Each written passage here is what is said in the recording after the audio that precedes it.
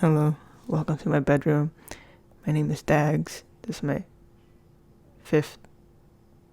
I think my throat just squeaked. This is my fifth time recording this, trying to record this because I can't get my words to make sense. But I know that I can make sense of this idea of mine. I just don't know how to word it in a way that other people would be able to understand, Anyways, yeah, the main message that I want to share, and honestly, you can just skedaddle after I share this part. But the main message that I want to share is that you should stop trying so hard to find your purpose in life. What do I mean by that? I think it's self-explanatory, but I will try to elaborate further for the sake of having a video that's longer than a minute, and so I won't have to post it on YouTube Shorts. Anyways, as a teenager, especially young teens, around 14 and stuff, I was pretty obsessed with trying to find my purpose. I was very obsessed with trying to build my identity specifically, because it was around that time that I had my queer awakening, So on top of the psychological and emotional turmoil that came with that, accepting my sexuality, I was also trying to figure out who I was as a person, regardless of my sexuality. And I remember very clearly that I wanted to be someone that people could rely on. I wanted to be this really selfless sort of character that everyone just loves, because prior to that I was a loser. Basically, I was a loner. No one really talked to me ever. I don't blame them. I'm not mad about it or anything.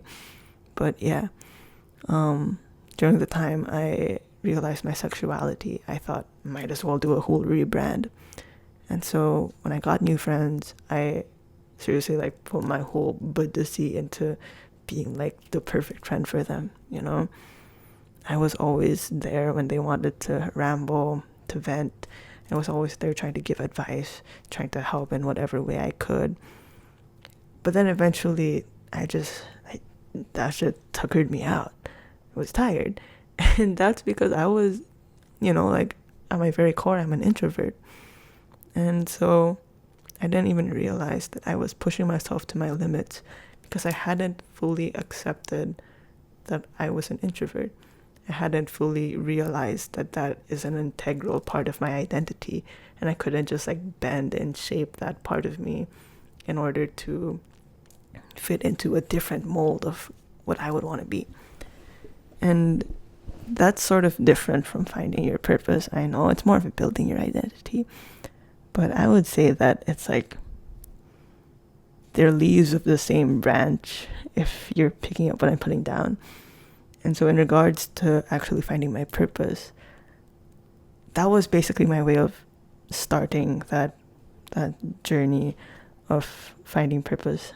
Because, in that same sense, I had a purpose, and it was being there for other people. I wanted to be needed. I needed to be useful.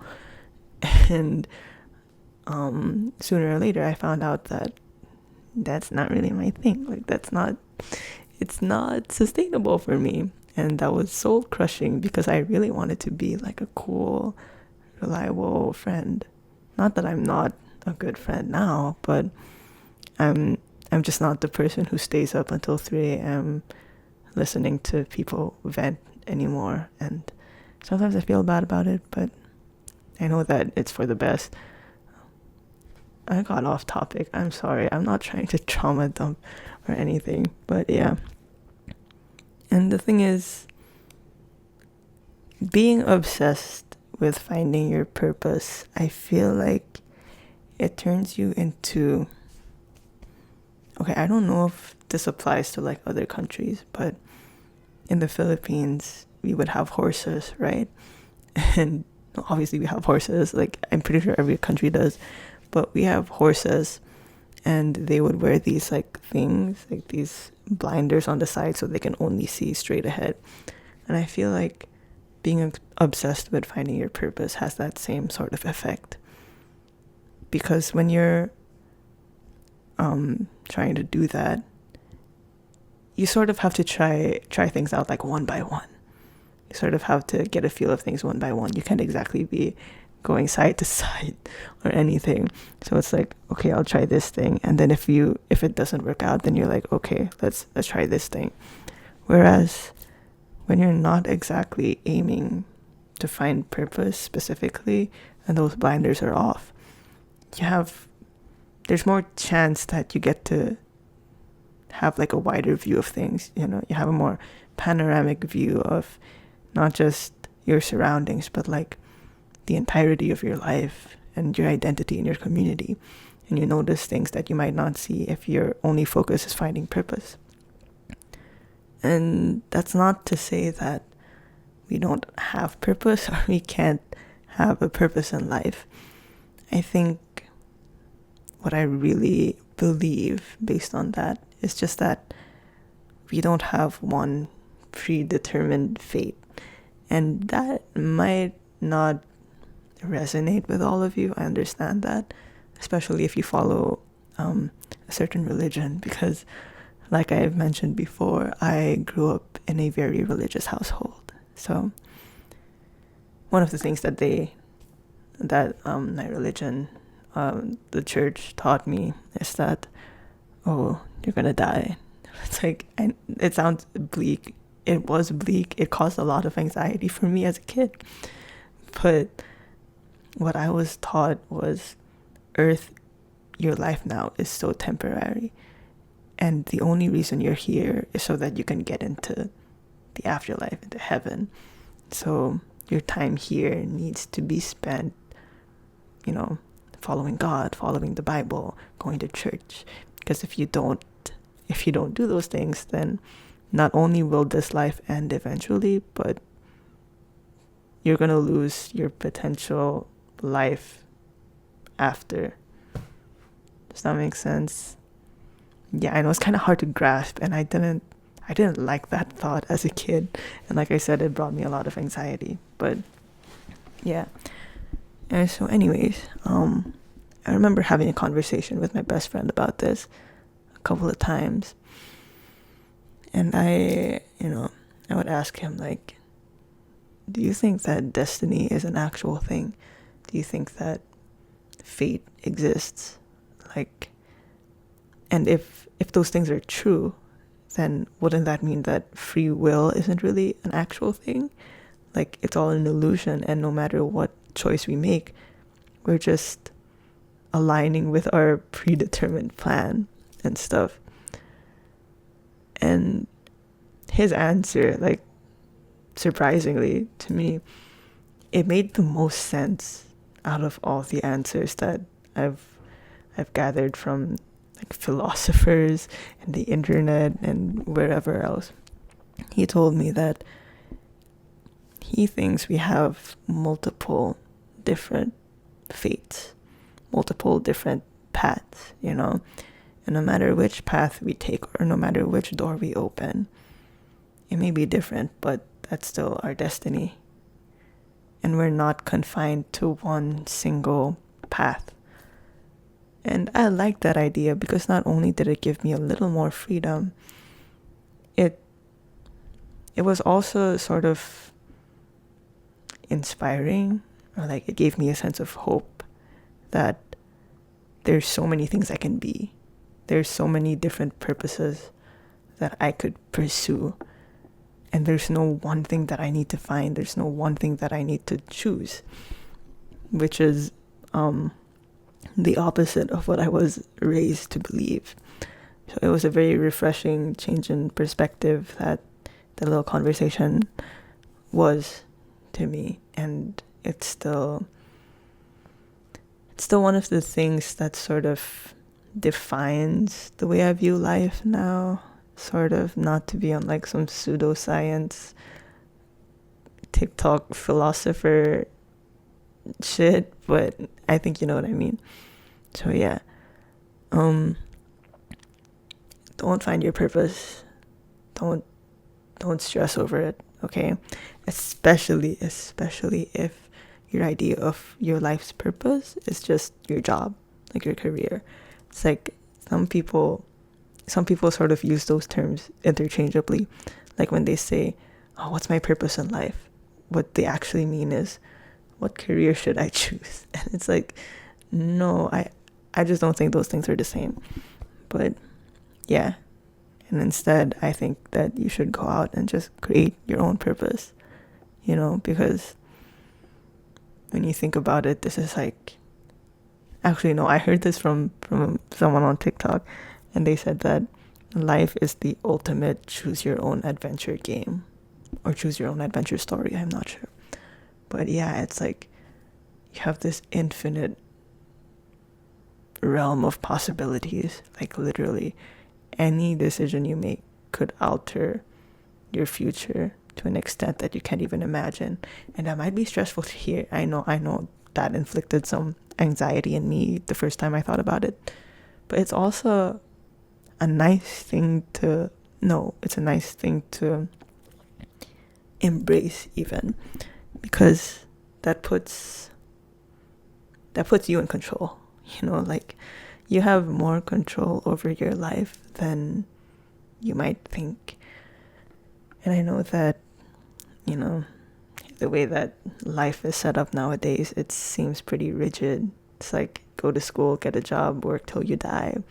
And that sounds like an exaggeration, but that is the reality for a lot of people now.